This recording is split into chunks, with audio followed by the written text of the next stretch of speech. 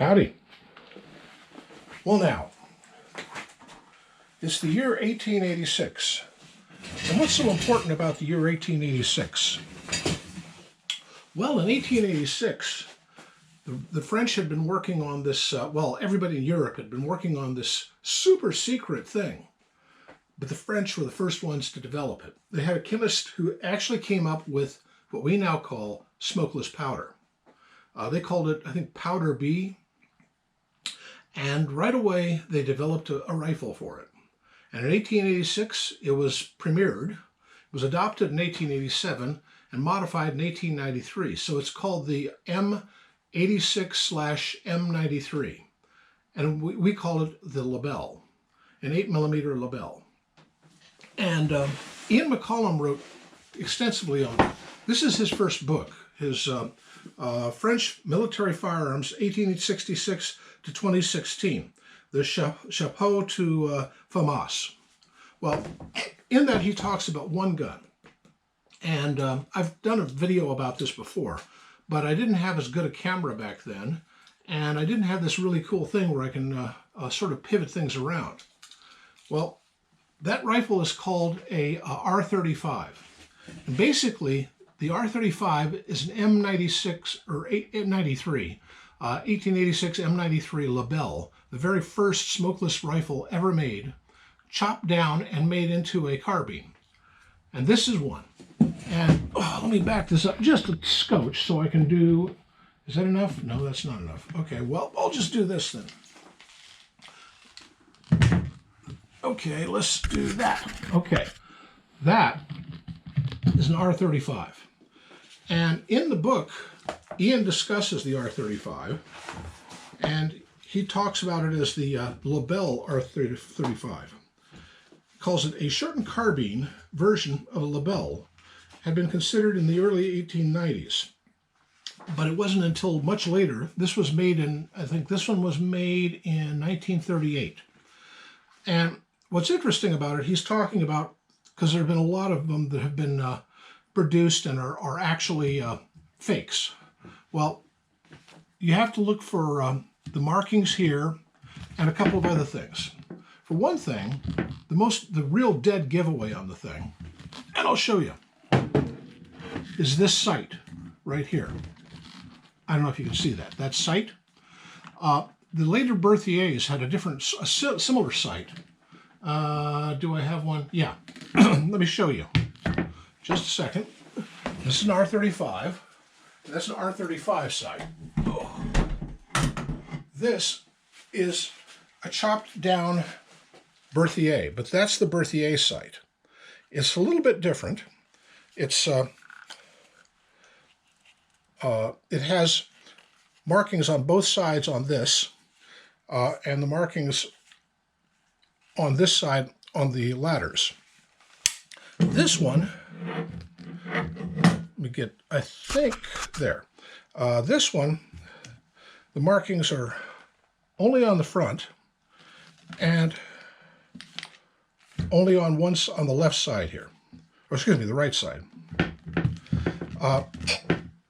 Now, the one thing that is wrong about this one is it has this cone-shaped flash hider on the front and no bayonet lug.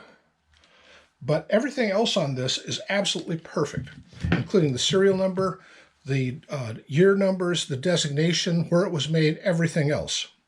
And this is a MAC, so an MAC, Manufacture des Armes de Charleville, I think is what that stands for. Let me put this one back. Oh! For now. Anyway, this R35 I picked up at a gun show, and the fellow who had it really had no idea what it was.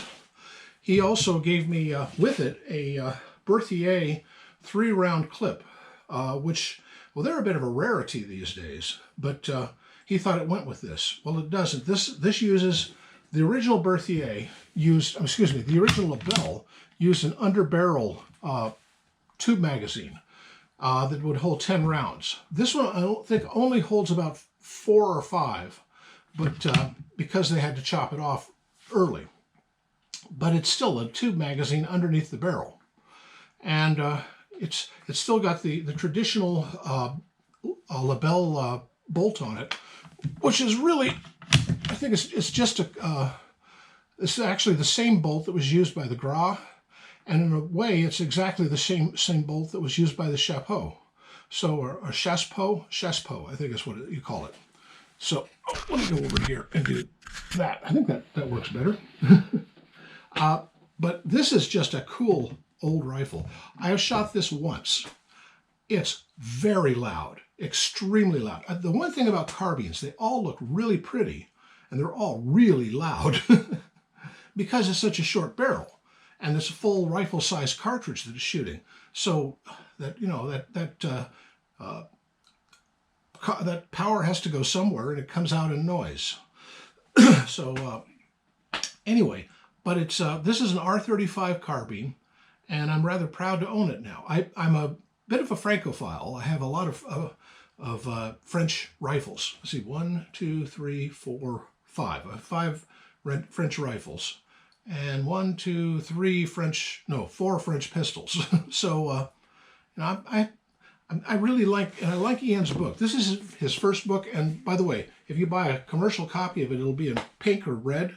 This one's in blue because it's part of the Kickstarter campaign, because I was an early adopter of his, because I've been a supporter of his from the beginning, because I think he does really good work.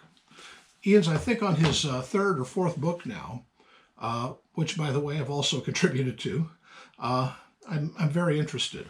You know, I do a lot of his head stamp stuff and other people's head stamp stuff. I mean, if you look, that's Jonathan Ferguson's book up here. Let's see. Here's Ian's 2nd book on of his own. He's also done a lot of scholarly works.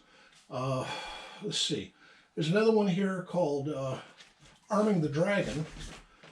I already have a copy of this. This is the head stamp version of it. Let me see if I can find it. Yeah. This is the original version of it, which I bought years ago. And there are some differences between the two. But you know, he's done several other books I've contributed on, and and other people have done. But I mean, Head Stamp has some really good books. And if you're into gun books, I would recommend taking a look at their catalog. It's online. I think it's headstamp.com.